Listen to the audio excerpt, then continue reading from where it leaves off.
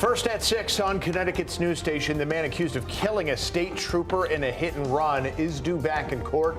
Angelo Bavaro will share where the case stands this morning. Calls for accountability and amid confusion with last weekend's Capulet Fest. From venue changes to an early end to the festival, metal fans say they want answers. Also, be aware of bears in your backyard. We'll tell you what you can do to make your home less inviting to them. All local, all morning. This is Fox 61, Connecticut's news station. Good morning, 6 o'clock. Happy Tuesday. Thanks for being with us here at Fox 61 and Fox 61 Plus. I'm Eric Arias. And I'm Tim Lammers. Yesterday, the weather was as advertised. A beautiful start to the week. So where do we go from here? We've got meteorologist Rachel Piscatelli saying hello for the first time. How are you? Hey, good morning. So yesterday I called for a pop-up shower, and I think I found that one pop-up shower as I was driving home. 98% was dry. You're the 2%. Yeah. I was driving home, and I was following what was a brief downpour, and I felt I had to check the radar because I was concerned, and it just looked like I was the only one that was trapped in that shower. Right now, temperatures are around 64 degrees. Dew points are in the low 50s. The winds out of the north to northeast around 10 miles per hour. It's mostly clear over in Hartford now. Very comfortable to start at 61, and that wind is calm. Elsewhere, 55, New Milford, Torrington now out the door this morning in Willimantic, around 56 degrees with a nice calm wind, 10 miles per hour along the shoreline. Sunny conditions from start to finish. We're not worried about any rain today. Temperatures around 82 degrees. By about 1 o'clock, we're warmer this afternoon, up around 85 degrees in Hartford. Humidity remains low, though, 81 in Torrington. The day tomorrow will feature a mix of sun and clouds. We're warming up and building in that humidity for the 4th of July. We'll detail more about that, talk about your full 7-day coming up in just around 15 minutes. Symphony, good morning. Good morning to you. Hope you're having a good one. If you are just waking up and joining us in the 6 o'clock hour, we are starting to see a bit of a slowdown along I-84 through Hartford this morning. Taking a look at this, traffic is stalled. Now, the CTDOT website is not, oh, here we go.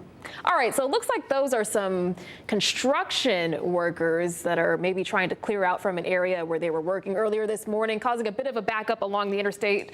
Let's check out the Hartford drive times. That slowdown reflected here on the eastbound side of 84, speeds down to 14 miles per hour. So pack some patience if you are heading in that direction. Taking a quick look out in New Haven this morning, things moving along just fine along 95. We are seeing a bit of a slowdown on the southbound side heading down to Bridgeport. You'll get there in about 30 minutes. Your next update coming up at 6:30. Symphony, thank you. The driver who police say hit and killed Trooper First Class Aaron Pelletier back in May is scheduled to appear in court today for a pretrial hearing. And also happening today, Governor Lamont is holding a press conference to advocate for road safety after a string of roadside deaths. We're checking in with Fox 61's Angelo Bavaro. He's live right outside the courthouse in New Britain with the latest. Angelo, good morning. Erica, Tim, good morning. And the suspect in this trooper case, 44-year-old Alex Oyola Sanchez, has pleaded not guilty to all the charges he's facing. He's facing a long list of those charges. Those include second-degree manslaughter, also driving under the influence, and driving without a license. Now, the victim here, you mentioned it, 34-year-old Trooper First Class Aaron Pelletier, who was a husband and a father. He was killed back in late May while conducting a traffic stop in the shoulder of I-84 East in Southington. State police say Oyola Sanchez, who was arraigned from his hospital bed, hit Pelletier and then kept on driving. Oyola Sanchez told investigators he was on a mix of fentanyl, cocaine, and an unspecified pill at the time. Oyola Sanchez is from Puerto Rico, living in Connecticut for about 11 years. Among the details we have learned in court, he's homeless and was sleeping in the same unregistered pickup truck that killed the trooper. Records also show he has a lengthy criminal background, including charges from the FBI and attempted murder. Now, Pelletier's death, just one in a string of recent deadly roadside crashes. The latest, 26-year-old state DOT worker Andrew D. DiDomenico was killed on Friday after being hit in a construction zone. This was off of I-91 in Wallingford. The driver in that case appearing in court yesterday. Now, there was also a case involving a construction worker in Hartford, also hit and killed by a driver. In response to all of this, Governor Lamont is hosting a news conference this morning to really advocate for roadside safety. That will happen at 11:15 over in Wallingford. We are live in New Britain this morning. I'm Angelo Bafaro, Fox 61, Connecticut's news station. Angelo, thank you for that report. We'll check back in the next hour. In other news, 5 people accused of disrupting the Travelers Championship last month are due in court today. Police said they stormed the 18th green on the final hole of the final round. You can see one of them here. This is right as the leaders were getting ready to putt. The protesters appear to be concerned about the environment. Now, Sayak Mukhopadhyay, William Regan, Jeffrey Marsar, Mark Graham, and Emily Smith are all facing charges of criminal mischief, trespass, and breach of peace.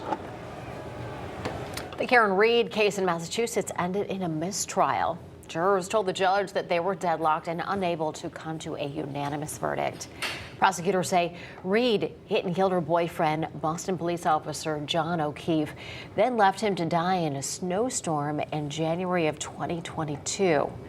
Her attorneys argued O'Keefe was killed inside the home of another officer and then dragged outside, all in an effort to frame Reed. Prosecutors say they plan to retry the case.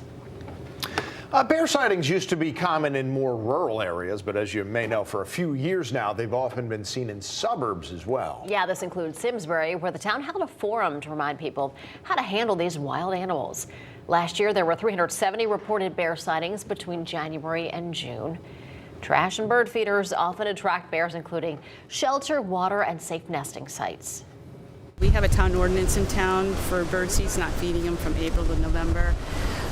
The second is obviously the garbage. Bears are pretty intelligent and they know when garbage day is, so we ask that people look into getting a bear-safe garbage bin. Experts say adding ammonia to trash bins can also repel bears, and waiting to leave trash out closer to pickup time helps as well. I hear some other tips. They include never feed the bears, remove your bird feeders from late March through early November, keep barbecues and grills clean, and don't leave pet food outside. Now, if you do see a bear, you're encouraged to report it to the state. We have a link on how to do that over on our website at fox61.com.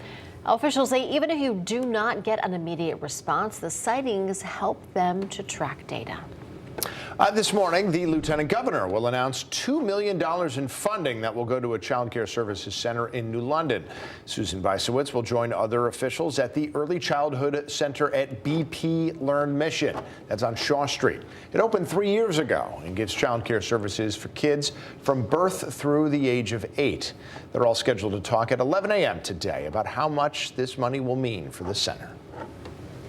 Metal fans are demanding answers and also accountability after the Capulet Fest, an alternative music festival. It ended abruptly.